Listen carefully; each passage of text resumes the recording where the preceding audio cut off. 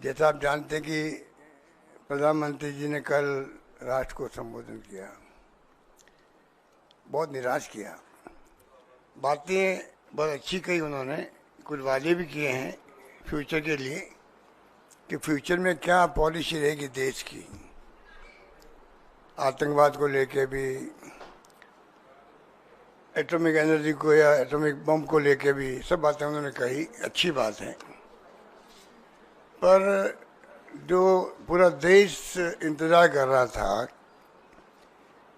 कि जो अचानक सीज फायर हुआ उसको देश पूरा समझ नहीं पा रहा है, कोई नहीं समझ पा रहे हैं। ऐसा कभी होता नहीं है कि वो भी गुप्त तरीके से सीक्रेट रख के कैसे हो सकता है। पब्लिक डोमेन में बात आती है कि हम चर्चा कर रहे हैं युद्ध कैसे रुके। हम भी नहीं चाहते युद्ध करना, क्योंकि सबसे अच्छा काम सेना ने ये किया, जिनको हम सब सलाम करते हैं। उन्होंने जो है पहले दिन ही जो अटैक किया उसमें ना सिविलियन कोई जगह पर और ना कोई पाकिस्तान के सैनिक अड्डों पे भी नहीं किया, जबकि दुश्मन देश है वो अटैक कर सकते थे। सिर्फ और सिर्फ 9 जगह चुन करके उन्होंने अटैक किया जो आतंकवाद के अड्डे थे। तो पूरी दुनिया में इसकी तारीफ हुई और जो कुछ सेना कर रही थी सब अप्रिशिएट कर रहे थे। पहलगाम में जो घटना हुई तो जो लोग 26 परिवारों के अलावा भी देश के हर परिवार के अंदर दुख का आभास हो रहा था और वो सोच नहीं पा रहे कि इसका क्या सब क्या काम लें, संवेदना के लिए भी। ऐसे माहौल में देश चल रहा था, अटैक किया गया, बताया गया 100 लोग आतंकवादी मारे गए, सब कुछ ठीक चल रहा था, सब कुछ ठीक चल रहा था। और हमारा तो इतिहास रहा है, आज़ादी के बाद से ही हिंदुस्तान की फौजों ने कमाल ही किया है। गोवा से बात शुरू करें अपन, गोवा में तो 61 में शायद उसको हमने छुड़ा लिया पुर्तगालियों से। उस वक्त भी युद्ध हुआ था। बचपन मुझे याद है, जब मैं खुद स्कूल में पढ़ता था तब की बात है। 74 में सिक्किम को छुड़ा लिया। अमेरिका का दबाव हिंदुस्तान पे हर वक्त रहा है, चाहे गोवा हो चाहे वो सिक्किम हो। उसके बाद में बांग्लादेश का तो 71 का आपको मालूम ही है। बांग्लादेश की घटना को भी हमने उसको और जो पॉलिसी एनडीए गवर्नमेंट की दबा के रखने की इतिहास को, उसके कारण से नई पीढ़ी तो पता ही नहीं, वो समझ नहीं पाएगी कि हो क्या रहा देश के अंदर। वो उसको गर्व करने की स्थिति नहीं रहेगी उनकी। किस प्रकार 2 टुकड़े कर दिए पाकिस्तान, 93,000 सैनिकों को, कर्नल जनरल सबको सरेंडर करवा दिया। वो वक्त भी देखा हम लोगों ने। मैं खुद बचपन में गया था 71 के बाद के वक्त में, शरणार्थी शिविर लगे हुए थे वहाँ पर। 1 करोड़ लोग आ गए थे इंडिया के अंदर। तो हम एनजीओ के माध्यम से गए वहाँ सेवा करने के लिए। तो मुझे याद है कि वो दृश्य क्या था वहाँ पर और किस प्रकार वो बाद में इतनी बड़ी जीत के बाद में उस पर भी अमेरिका का सातवां बेड़ा आ गया था। निक्सन साहब ने भेज दिया, दबाव दिया इंदिरा गांधी पर, झुकी नहीं इंदिरा गांधी, परवाह नहीं करी सातवें बेड़े की। ये भी वक्त था हमारा जब ये सब कुछ हुआ। शिमला समझौता भी हो गया कि हम 2 राष्ट्र के बीच में बात करेंगे, तीसरा राष्ट्र पिक्चर में नहीं आएगा। अभी जो ट्रम्प साहब पिक्चर में आ रहे हैं वो पता नहीं इनकी कंसर्न से आ रहे हैं सरकार की या वो अपने हिसाब से आ रहे हैं। वो भी देश के सामने स्पष्ट करना चाहिए प्राइम मिनिस्टर को, एमईए को, कि भाई वो ट्रम्प साहब जो सब कुछ कह रहे हैं आज के टाइम में, उसके पीछे क्या राज है, क्या दबाव है, हम क्यों सुन रहे हैं, स्पष्टीकरण क्यों नहीं दे रहे हम लोग। इसलिए मैं आपको कह रहा था कि सेना के बलबूते पर जो आज तक इतिहास में ये घटनाएं बड़ी बड़ी हुई। अरुणाचल प्रदेश था, चाइना का परवाह नहीं करी, उसको भी हमने स्टेट का दर्जा दे दिया। 65 का वार था, हमने देखा हमारे खुद के शहर में 500 बम गिर गए थे। तो बचपन से देखता रहे 65 के बाद सेना ने जम के लड़ा, लाल बहादुर शास्त्री जी थे उस वक्त में। फिर आपको मालूम है कि किस प्रकार उस पर कुछ लोगों ने विरोध किया उनका, इन्हीं लोगों ने जो आज सत्ता में बैठे हुए हैं। 71 के बाद मैंने बता दिया आपको, कारगिल के युद्ध हुआ, वो तो वाजपेयी जी थे, तभी सेना ने कमाल किया। वो बोफोर्स तोप, राजीव गांधी जिंदाबाद के नारे लगाए थे हमारे सैनिक लोग जब तोप चलती थी, तो और उसी राजीव गांधी को बदनाम कर दिया उन्होंने। आप सबको मालूम है, मीडिया वालों को, कि इनके षड्यंत्र किस प्रकार कामयाब होते हैं। जैसा भी हो गया इनका बाबा रामदेव और अन्ना हजारे जी के नाम से सरकार बदल जाती है, पब्लिक पर्सन बन जाता, तो ये सब कुछ हमने देखा है। जो मैं बात करना चाहता, जब सब कुछ हो रहा है तो ट्रम्प साहब ने कौन सी ठेकेदारी ले रखी है? वो ठेकेदार बन गए खुद ही, या तो खुद बन गए या हमें हमारी चुप्पी जो है हमारे देश के सरकार की, उस चुप्पी ने उनके हौसले बढ़ा दिए हैं कि सीज फायर वो कर रहे हैं कि रात भर मैंने मेहनत करी है हमारे लोगों ने। अब मेहनत करने में कौन कौन भागीदार थे, ये बात स्पष्ट होनी चाहिए देश के सामने, कोई स्पष्ट नहीं हुई। अब वो कहते हैं कश्मीर का हल भी मैं कर सकता हूँ, हजारों साल से जो झगड़ा चल रहा है।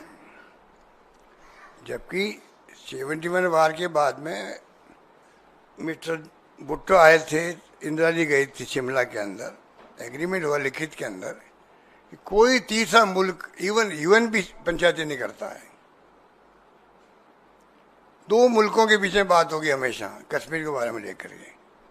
ट्रम्प साहब तो उसकी तरफ भी बात करने लग गए। बहुत खतरनाक बात है, वो बहुत खतरनाक बात है। मैं रिपीट करना चाहता हूँ, बहुत खतरनाक बात है कि मिस्टर ट्रम्प कह रहे हैं कि कश्मीर का मुद्दा मैं हल करवा दूंगा, पता नहीं वो किसके पक्ष में फैसला कर देंगे।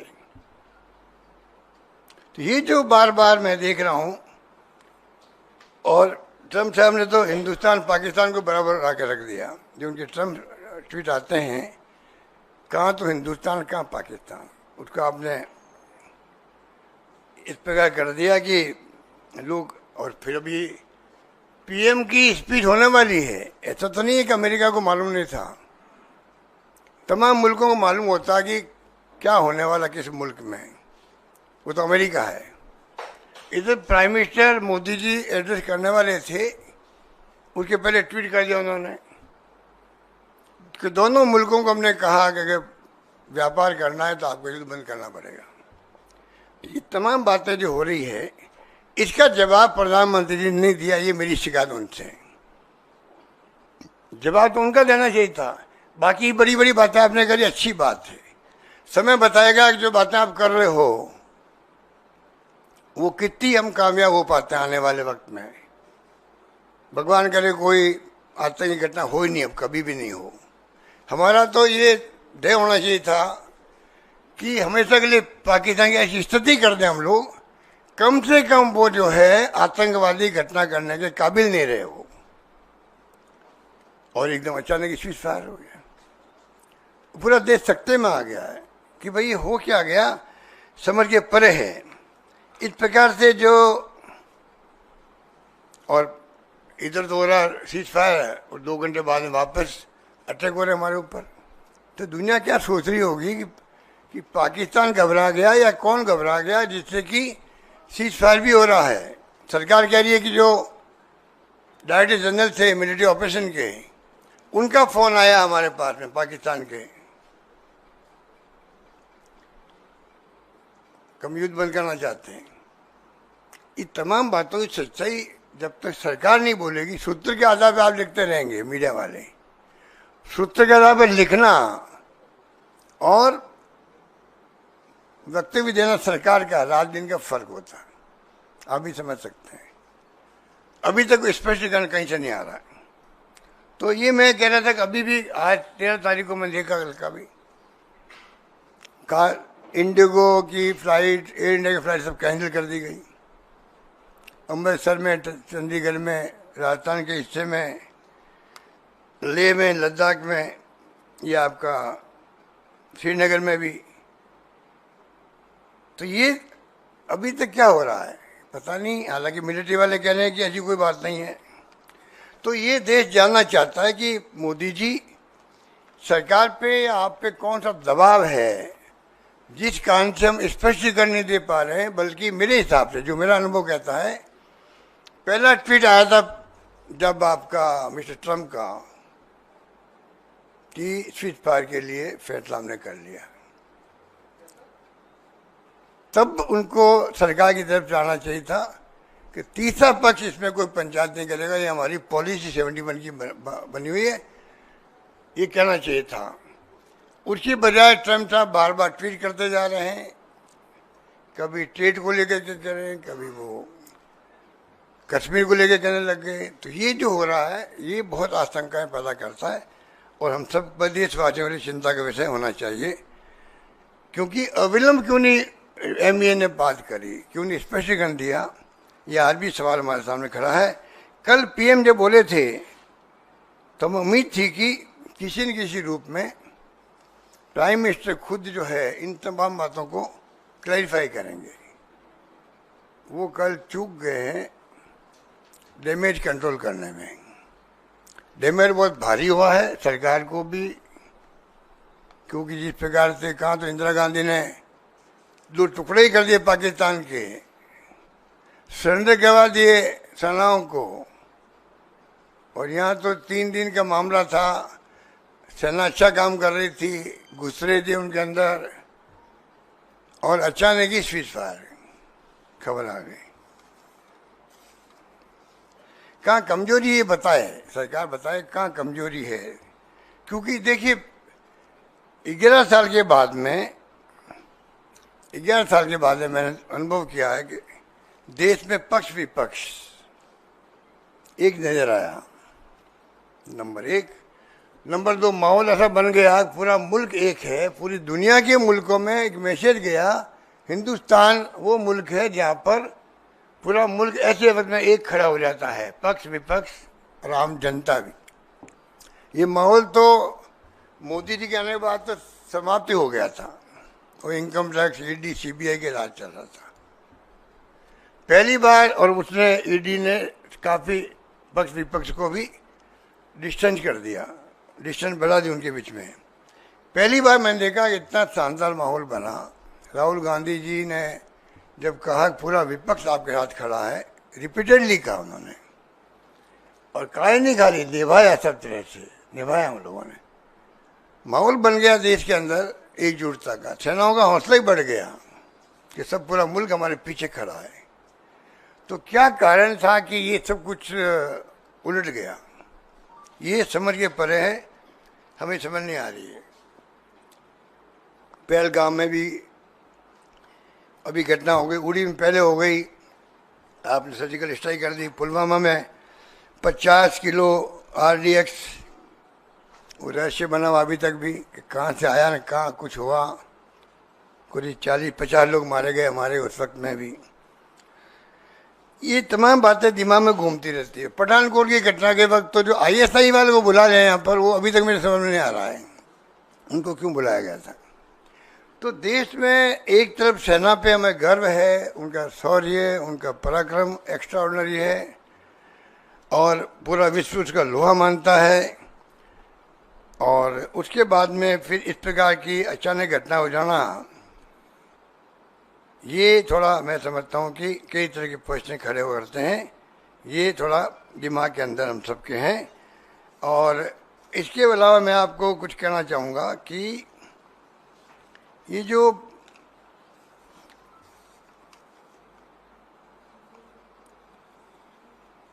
प्राइम मिनिस्टर ने कल जो एड्रेस किया उसमें वादे किए हैं, वो वादे आपने सुन लिए होंगे, इसलिए मैं पढ़ना नहीं चाहता कि बहुत ज़्यादा उसके अंदर बातें कही गई है, क्योंकि ऑपरेशन सिंदूर जो नाम रखा गया और उसी के अकॉर्डिंग टू एक्ट किया सेनाओं ने। पर अभी इसके बाद में जो मैं देख रहा हूँ कि प्राइम मिनिस्टर ने कहा न्यूक्लियर ब्लैकमेलिंग नहीं चलेगी, अच्छी बात है। POK पे और आतंकवाद पे बात होगी, बहुत अच्छी बात है। जो बातें उन्होंने कल कही है कि हम उसके अलावा आतंकवादियों को, उनके पनाहगारों को कोई अंतर नहीं करेंगे, नजर रहेगी हमारी,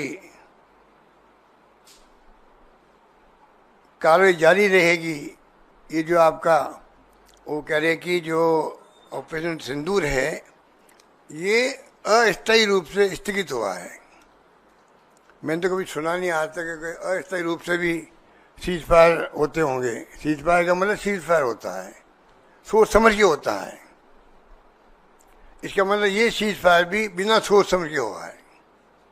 पता नहीं सीज फायर का क्या होगा, कब वापस भड़क जाए पाकिस्तान, कोई पता ही नहीं इसका मतलब।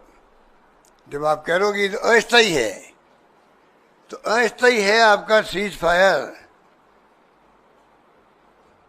आतंक के विरुद्ध कार्रवाई जारी रहेगी, तो फिर आप बताइए ये ऑपरेशन जो स्थगित कैसे हुआ आपका?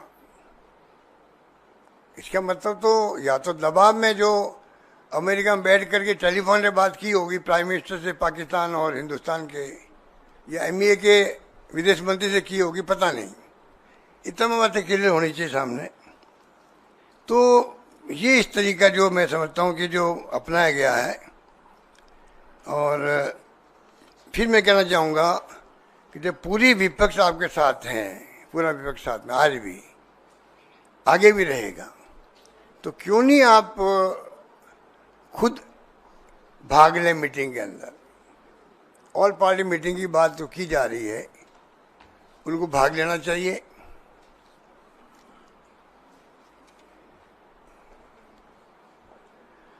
ये भाग ले नहीं रहे प्राइम मिनिस्टर, क्योंकि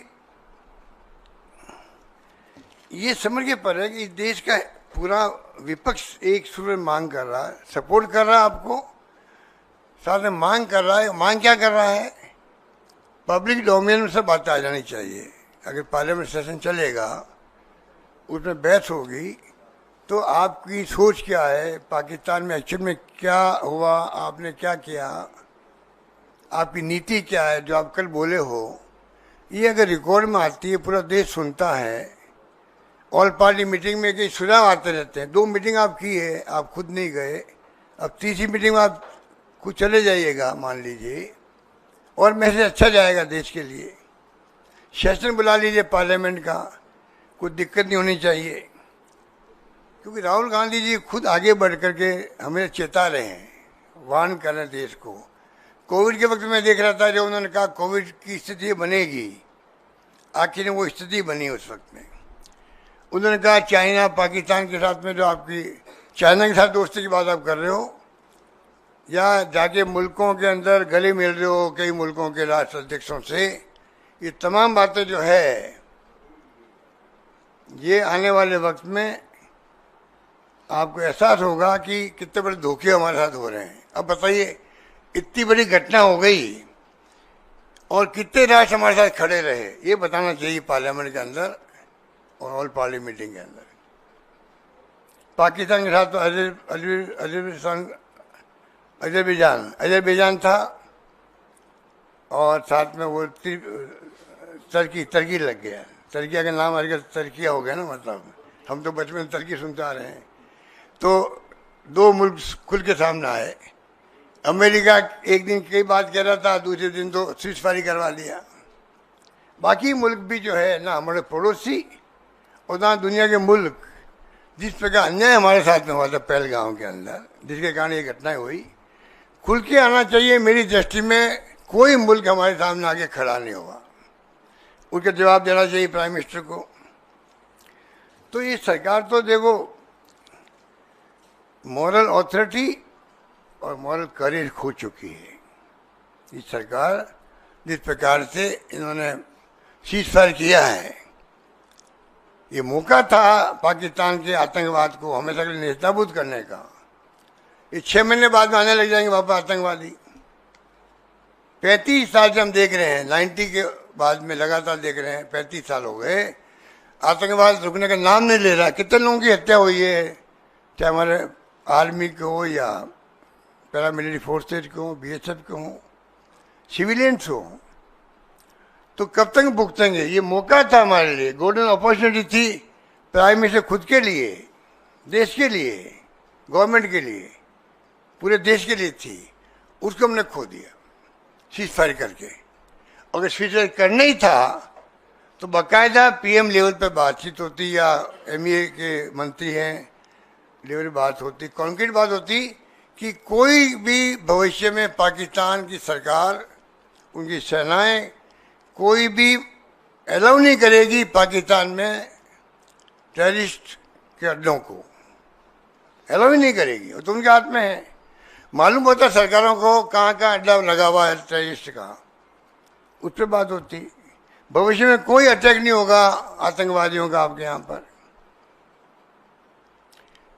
कुछ कॉन्क्रीट बातें होती जिसको लेके हमेशा वायलेंस होता है जम्मू कश्मीर के अंदर, वो उसके ऊपर कोई बात ही नहीं हुई और सीज फायर हो गया। धन्यवाद।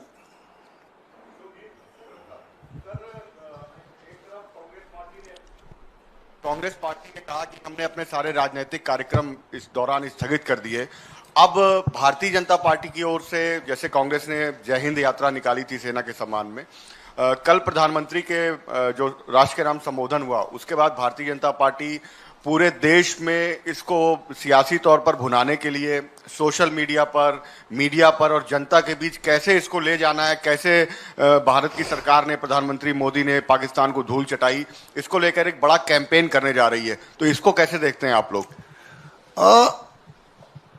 पहले जो सर्जिकल स्ट्राइक हुई थी या बाद में फायरिंग हुई थी वहां जाकर के, उस वक्त माहौल देश का दूसरा था। इस बार जो ऑपरेशन सिंदूर हुआ है, पहलगाम की घटना हुई है, उसके बाद में एब्रप्टली अमेरिका ने पंचायती करके युद्ध को रुकवा दिया है या ऑपरेशन को रुकवा दिया है। इस पर जनता में बहुत भारी रिएक्शन है। उसे घबरा करके बीजेपी तिरंगा यात्रा निकाल रही है, जबकि कांग्रेस ने तिरंगा यात्रा तो शुरू कर दी पहले ही, मैंने ही भाग लिया दिल्ली के अंदर है पर। तो मुझे लगता है कि इस बार जो है ये घबरा करके मैदान में उतरे हैं, पर जनता अब समझ चुकी सच्चाई क्या है। ये बताओ सर पीएम मोदी सर इधर सर इधर सर अभी पीएम मोदी आदमपुर एयरबेस पहुंचे हैं और ये वही एयरबेस है जिसको उड़ाने का दावा जो है वो पाकिस्तान ने किया था। कैसे देखते हो? देखिए, अब आपको लगातार मैसेज की राजनीति चलेगी। ये मैसेज देने की बात है, क्योंकि जिस प्रकार मैं फिर कहना चाहूँगा, इस घटना को इस देश का कोई भी नागरिक हल्के में नहीं लेगा। जिस प्रकार से रात के अंधेरे में छिप करके चुपचाप एग्रीमेंट हो गया सीज फायर के लिए, ये मामूली बात है। और वो अमेरिका की धरती पर अमेरिका का राष्ट्रपति पहले ट्वीट कर रहा है, जबकि हिंदुस्तान को आगे आके पहल करनी चाहिए थी। बात कोई हुई है तो बात होने के पहले ही देशवासियों को मालूम होना चाहिए था। चर्चा चल रही, बात हो रही, हो सकता है कि सीज फायर हो जाए। कायदा ही होता है, जब कोई फैसला होता है दो राष्ट्र के बीच में, तो पहले पब्लिक के अंदर बात जाती है कि बातचीत शुरू कल हो रही है। हो सकता है कि फैसला सीज फायर का भी हो सकता है। जोधपुर के अंदर तो सुबह 10 बजे दुकानें बंद होने लग गई, ऐसा माहौल बन गया। और शाम को 4-5 बजे ट्वीट आ गया मोदी, वो ट्रम्प साहब कहा कि साहब वो तो सीज फायर हो गया। लोग सब हंसने लग गए, कोई दिन भर क्यों ये मेहनत कर रहे हैं हमसे। तो ये घटनाएं कई जगह हो रही है, अमृतसर में भी हो रही है, चंडीगढ़ में भी हो रही है, बाड़मेर में भी हो रही है, जैसलमेर में भी हो रही है। तो ये मैं इसलिए कह रहा हूँ आपको कि ये जनता समझ जाएंगे लोग। सर प्रधानमंत्री ने कहा कि भारत सरकार, इतनी जोरदार आवाज है कि आपकी? सर एकदम से माइक का ना वो ऊपर हो गया। काफी दिन बाद मेरे मुझसे मिली हो जी, तो इसलिए आप गुस्सा निकाल रही हो। नहीं सर, मैं गुस्सा क्यों निकालूंगी सर। माइक का लेवल थोड़ा ऊंचा हो गया अचानक से। सर एकदम से लेवल ऊंचा हो गया, आपसे कैसे गुस्सा हो सकता है सर कोई। सर मैं ये बोल रही थी, प्रधानमंत्री ने कहा कि राजनीतिक, सैनिक और मनोवैज्ञानिक 3 जो ऑब्जेक्टिव अचीव करने थे ऑपरेशन सिंदूर से, वो सरकार ने किए। पाकिस्तान के में घुसकर टेरर बेस को खत्म किया, इंडस वाटर ट्रीटी जो है वो अबेंस में डाली। और उनको सरकार को लगता है कि अचीव जो करना चाहती थी वो कर लिया ऑपरेशन सिंदूर से। क्या प्रिंसिपल ऑपोजिशन पार्टी कांग्रेस को लगता है कि ऑपरेशन सिंदूर से और भी कुछ बहुत ज्यादा अचीव किया जाना चाहिए था और एक एडवांटेजियस पॉइंट से पीछे हट करके सरकार जो है, आइए जिस तरह से आप कह रहे हैं कि सीज फायर से सबको अचंभा हुआ या आश्चर्य हुआ? नहीं, देखिए, अगर सेना का मैं समझता हूँ कि जो पब्लिक ओपिनियन थी देश के अंदर, सेना की कार्रवाइयाँ उसके अकॉर्डिंग चल रही थी। देश में जो माहौल बन गया था, जिस प्रकार की निर्मम हत्या की गई पत्नी और बच्चों के सामने एक ऐसा माहौल बन गया था, उसके हिसाब से तमाम वो एक्शन करने थे उनको। शायद वो तो आर्मी वाले जानते, एयरफोर्स और नेवी वाले जानते हैं, पर उनके दिमाग में बात रही होगी। उनको विश्वास में लेके या देश को विश्वास में लेके अगर कोई फैसला होता तो मानते हैं भाई कोई कॉन्क्रीट आगे के लिए वादे हुए हैं, लिखित में वादे हुए हैं और देश में अब हमेशा के लिए शांति कायम हो जाएगी। वो स्थिति नहीं बन पाई है। और मेरा मानना है टेरर और टॉक, टेरर और ट्रेड, खून और पानी, ये तो इसमें तो मास्टरी है मोदी जी की। देखिए बोलने के अंदर कि वो ऐसे शब्द गढ़ते हैं जो मतलब मैसेज देने का प्रयास करते हैं। वो अपनी जगह हो सकते हैं, पर वास्तव में जो 5 से पहले फैसले किए, पानी का किया है, एम्बेसीज का किया है, जो भी किए हैं, अब ये जो आपका सीज फायर का जो एग्रीमेंट होगा या बातचीत होगी, जो शायद कल भी हुई है, अब भी होगी, अब देखना हमें ये है कि आगे आने वाले वक्त में क्या क्या फैसले वापस लेते हैं या नहीं लेते हैं और क्या स्थिति बनती। क्योंकि उन्होंने कई वादे किए हैं कि कोई अटैक होगा, आतंकवाद, तो हम उसको उसी रूप में लेंगे, अटैक के रूप में लेंगे। तो बातें तो बहुत कही उन्होंने, पर स्थिति ऐसी बन गई कि जिस प्रकार आपने ये सीज फायर किया है और पंचायती अमेरिका ने करी, आप बिलीव नहीं करेंगे, आम पब्लिक भी जो मतलब कम पढ़ी लिखी हो सकती है, पर मिस्टर ट्रम्प का जो मैसेज आया है ना, उसको किसी ने लाइक नहीं किया है, ये मैं कह सकता हूँ। गहलोत साहब, मेरा सवाल आपसे ये है कि आप कह रहे हैं कि आप ये कह रहे हैं कि बहुत कुछ किया जाना चाहिए था, बहुत कुछ कर सकते थे, लेकिन सरकार नहीं कर पाई। क्या आपको लगता है कि पाक अधिकृत कश्मीर? मैंने ये तो नहीं कहा जो आप बोल रहे हो। मैंने कब कहा? आप किस दुनिया में चले थे? नहीं, आपने ये नहीं कहा कि बहुत कुछ कर सकते थे। आप सोच के आए घर से, वो पूछ लिया मुझे आपने। तो मोदी जी बहुत कुछ कर सकते थे, आपको लगता है? मैंने कहा सेना ने वही किया जो जनता का मानस था, उस ढंग से काम। मेरा सवाल सुन लीजिए। मेरा सवाल ये है कि क्या मौका था कि पाक अधिकृत पर कब्जा कर लिया जाता? एक मौके को चूक गए प्रधानमंत्री मोदी जी। अगर आपकी सरकार आएगी, मान लीजिए कभी भविष्य में आती है, तो क्या आप लोग पीओके पे कब्जा करेंगे? देखिए, ये मामला कोई आजकल चल नहीं रहा है। ये ऐसे मामले होते हैं जो एआईसीसी के प्लेटफॉर्म पे बैठ के तय नहीं होते हैं, और मैं कौन होता हूँ यहाँ बैठ कर फैसला करने वाला। ये मामले जो है सरकार के होते हैं। क्या स्थिति कब बनती है कोई नहीं कह सकता है, इसलिए इस पर मैं कोई कमेंट नहीं कर सकता कि ये क्या कर देते। अब मोदी जी की दिमाग, खुद के दिमाग में, उनके रक्षा मंत्री के दिमाग में, उनके विदेश मंत्री के दिमाग में, उनके गृह मंत्री के दिमाग में, और सेना के बातचीत हुई होगी, कई बार हुई होगी बातचीत। अब वो तमाम बातें आपको हमको नहीं मालूम है, तो हम कैसे कह सकते हैं कि उनके दिमाग में क्या होगा पीओके के बारे में। सर, अपने मेरा सवाल ये है कि 1971 से तुलना की जा रही है इस युद्ध को, तो कहा जा रहा है कि 1971 में आपने 2 टुकड़े कर दिए, लेकिन आज की तारीख में शायद ये युद्ध इसलिए नहीं हो सकता है कि न्यूक्लियर कंट्री हैं दोनों। इस बात का तर्क दिया जा रहा है बीजेपी की तरफ से। हालांकि प्रधानमंत्री ने कहा कि इसकी धमकी नहीं चलेगी न्यूक्लियर दोनों कंट्री होने का। आपको लगता है कि न्यूक्लियर कंट्री दोनों है, इस वजह से वार लंबा नहीं चल सकता है, नहीं खींचा जा सकता है आज की तारीख में?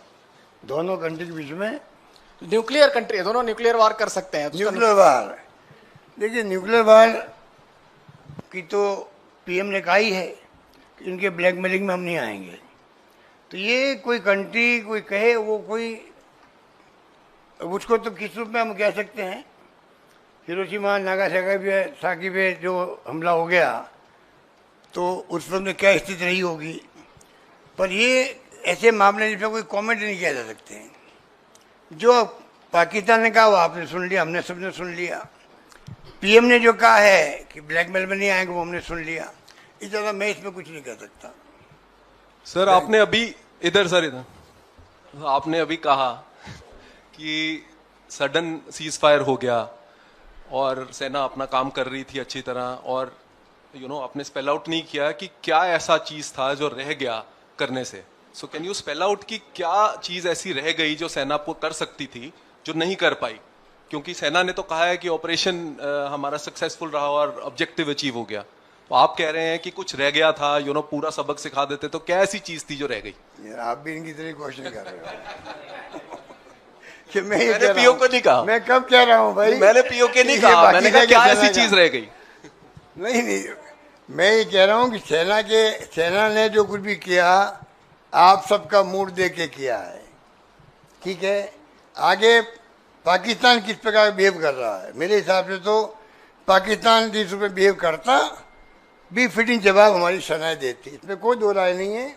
बता भी दिया, हमने अटैक किया उनके अड्डों पर जहाँ टेररिस्ट थे।